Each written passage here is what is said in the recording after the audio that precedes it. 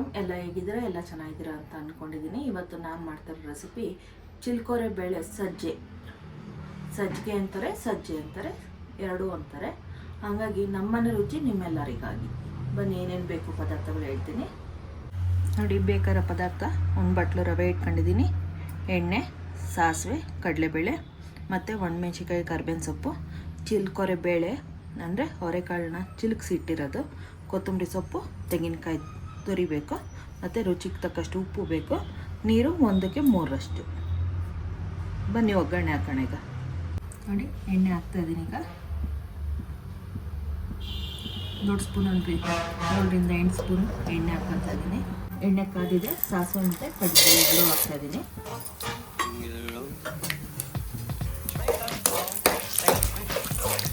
ಹುಳಿ ಸಣ್ಣ ಮಾಡ್ಕೊತಾಯಿದ್ದೀನಿ. ಕಡಲೆಬೇಳೆ ಸಾಸಿವೆ ಚಿಟಪಟ ಅಂದಿದ್ದು ಸಾಸಿವೆ, ಕಡಲೆಬೇಳೆ ಗೋಲಿದೆ. ನಾವು ನೋಡಿ ಹಿಂಗು ಹೇಳಿರಲಿಲ್ಲ, ಹಿಂಗು ಒಂದು ಚಿಕ್ಕಿ ಹಾಕೋದು ಚೆನ್ನಾಗಿರುತ್ತೆ. ಹಿಂಗು ಹಾಕಿದ್ರೆ ಕರ್ಬೇವಿನ ಸೊಪ್ಪು, ಒಣಮೆಣ್ಸಿಕಾಯಿ ಹಾಕ್ತಾಯಿದ್ದೀನಿ.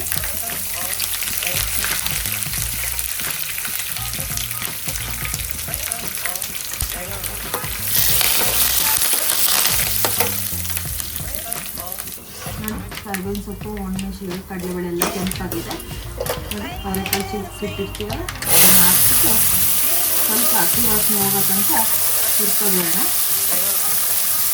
ದಮ್ ಅನ್ನಬೇಕು. ಈಗ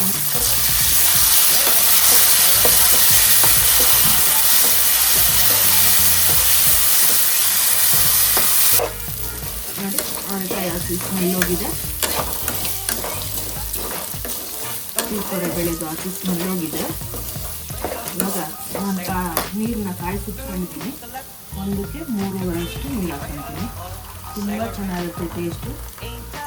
ಅವರೆಕಾಯಿ ಸೀಸನಲ್ಲಿ ನಾನು ಆಲ್ರೆಡಿ ನಿಮಗೆ ಪಪ್ಪು ತೋರಿಸಿದ್ದೀನಿ, ಅವರೆಕಾಳು ಚಿತ್ರಾನ್ನ ತೋರಿಸಿದ್ದೀನಿ, ಅವರೆಕಾಳು ಸಾರು ತೋರಿಸಿದ್ದೀನಿ, ಎಳ್ಳು ತೋರಿಸಿದ್ದೀನಿ. ಇದು ಅವರೆಕಾಳು ಸಜ್ಜಿಗೆ. ಇದೆ ಅವರೆಕಾಳು ಮತ್ತು ಮಿಕ್ಸ್ಚರ್ ಅಂದರೆ ಅವಲಕ್ಕಿ, ಅದನ್ನು ತೋರಿಸಿದ್ದೀನಿ ನಾನು. ನೋಡಿ ಇದು ಕಾಳು ಮೆತ್ಕಾದಷ್ಟಿಗೆ ನಾವು ರವೆ ಹುರ್ಕೊಳ್ಳೋಣ. ಉಪ್ಪು ಹಾಕ್ಬಿಟ್ಟು ಕಾಯಿ ತುರಿ ಇಟ್ಕೊಂಡಿದ್ವಲ್ಲ ಅದನ್ನು ಹಾಕೋಣ. ಸ್ವಲ್ಪ ಹಾಕೋಣ ಇವಾಗ. ನೋಡಿ ರುಚಿಗೆ ತಕ್ಕಷ್ಟು ಉಪ್ಪು. ಮೇಡಮ್ ಇವಾಗಲೇ ಉಪ್ಪು ಹಾಕ್ತಾಯಿದ್ದೀರ, ಕಾಳು ಬೇಯುತ್ತೆ ಅಂತ ಅಂತೀರ. ಎಣ್ಣೆಲಿ ಮುಗಿಸಿರ್ತೀವಲ್ಲ ಹಾಗಾಗಿ ಜಲ್ದಿ ಬೇಯುತ್ತೆ. ಕಾಳಿಗೆ ಉಪ್ಪು ಹಾಕಿದ್ರೆ ಉಪ್ಪು ಹಿಡಿಯುತ್ತೆ ಚೆನ್ನಾಗಿ. ಕಾಳಿಗೆ ತಿಂದ ಉಪ್ಪು ಇಲ್ಲ ಅನ್ನೋಂಗಿರಲ್ಲ, ಚೆನ್ನಾಗಿರುತ್ತೆ. ನೋಡಿ ಕಾಯಿ ತುರಿ ಅಂದಲ್ಲ, ಕಾಯಿ ತುರಿ ಮುಚ್ಚಿಟ್ಬಿಟ್ಟು ರವೆ ಹುರ್ಕೊತೀನಿ. ನೋಡಿ ನೀರು ಮಾಡುತ್ತಾ ಇದೆ. ಮೊದಲೇ ನಾನು ಮುಚ್ಚಿಡ್ತಾ ಇದ್ದೀನಿ, ಜಲ್ದಿ ಬೇಯುತ್ತೆ ಅಂತ. ನೋಡಿ ರವೆ ಇದೆ, ಹಾಕ್ಕೊಂಡಿದ್ದೀನಿ ಬಾಣಲಿಗೆ. ರವೆ ಹುರ್ಕೊಳ್ಳೋಕ್ಕೆ 2ರಿಂದ 3 ಸ್ಪೂನ್ ಎಣ್ಣೆ ಹಾಕ್ಕೊತಾ ಇದ್ದೀನಿ. ಹಂಗಾಗಿ ಅದಕ್ಕೂ ಕಡಿಮೆ ಹಾಕಿದ್ದೀನಿ.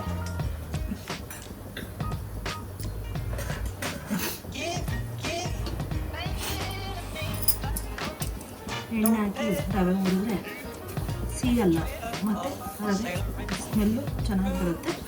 ಸಜ್ಜಿಗೆ ಉಪ್ಪಿಟ್ಟು ಯಾವ್ದು ಮಾಡಿದ್ರು ಅಷ್ಟೇ ಚೆನ್ನಾಗಿರುತ್ತೆ. ಟೇಸ್ಟು ಚೆನ್ನಾಗಿ ಬರುತ್ತೆ. ತಿನ್ನೋವಾಗ ಅಂಟು ಅನಿಸಲ್ಲ, ಚೆನ್ನಾಗಿರುತ್ತೆ. ಕೆಲವರು ಉಪ್ಪಿಟ್ಟು ಮಾಡಿದಾಗ ಅಂಟು ರವೆ ಉದ್ದಿ ಎಷ್ಟೇ ಹುರಿದ್ರು ಉದ್ದಂಗೆ ಆಗೋದಿಲ್ಲ ಅಂತ ಅಂತಿರಲ್ಲ.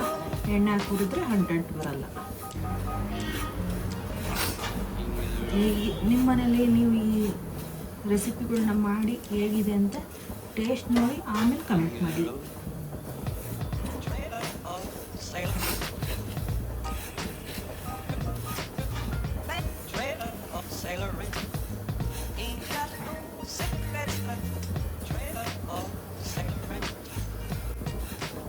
ನೋಡಿ ಆಗಿದೆ, ರವೆ ಹುರಿದು ಕೆಂಪು ಬರ್ತಾ ಇದೆ. ನೋಡಿ ಆಗಿದೆ, ಕಾಳು ಬೇಯ್ತಾ ಇದೆ. ಇನ್ನೊಂಚೂರು ಬೇಯಲಿ ಕಾಳು.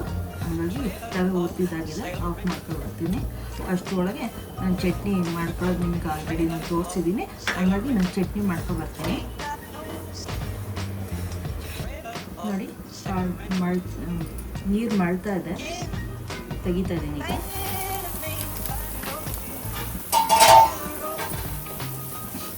ಉರಿ ಸಣ್ಣ ಮಾಡ್ಕೊಂಡು ರವೆ ಹಾಕೋಣ.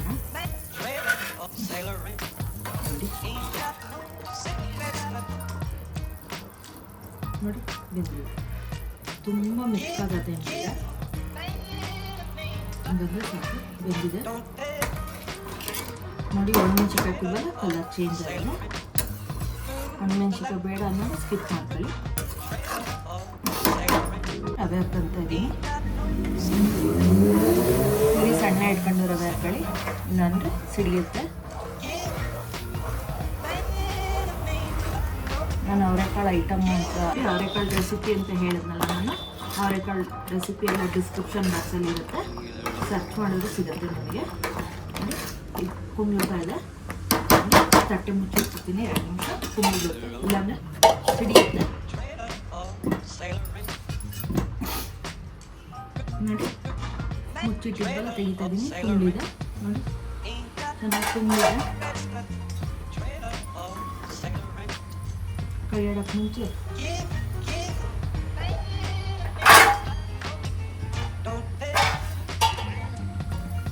ನೋಡಿ ಕಾಯಿ ಇಟ್ಕೊಂಡಿದ್ವಲ್ಲ, ಇನ್ನು ಸ್ವಲ್ಪ ಕಾಯಿ, ಅರ್ಧ ಕಾಯಿ ಬೇಯಕ್ಕೆ ಹಾಕಿದ್ವಿ, ಇನ್ನು ಅರ್ಧ ಕಾಯಿನ ಇವಾಗ ಮೇಲೆ ಉದುರಿಸೋಣ. ಕೊತ್ತಂಬರಿ ಸೊಪ್ಪು ಇಟ್ಕೊಂಡಿದ್ವಲ್ಲ ಅದು ಹಾಕೋಣ. ನೋಡಿ ಕೈ ಇರ್ತದೆ ಈಗ.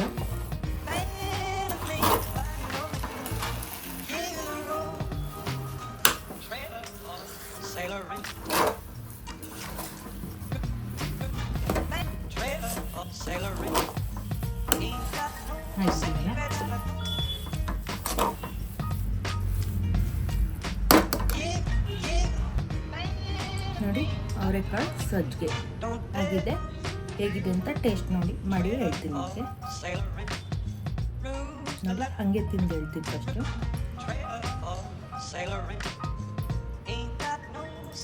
ತುಂಬ ಚೆನ್ನಾಗಿ ಬಂದಿದೆ, ತುಂಬ ಟೇಸ್ಟ್ ಆಗಿದೆ. ಒಂದೇ ಥರ ಮಾಡ್ತಾ ಇರ್ತೀನಿ, ಡಿಫ್ರೆಂಟ್ ಆಗಿರುತ್ತೆ ಇದು. ನೋಡಿ ಚಟ್ನಿ ಜೊತೆ ಟೇಸ್ಟ್ ಮಾಡ್ತಾ ಇದ್ದೀನಿ, ತುಂಬ ಬಿಸಿ ಇದೆ.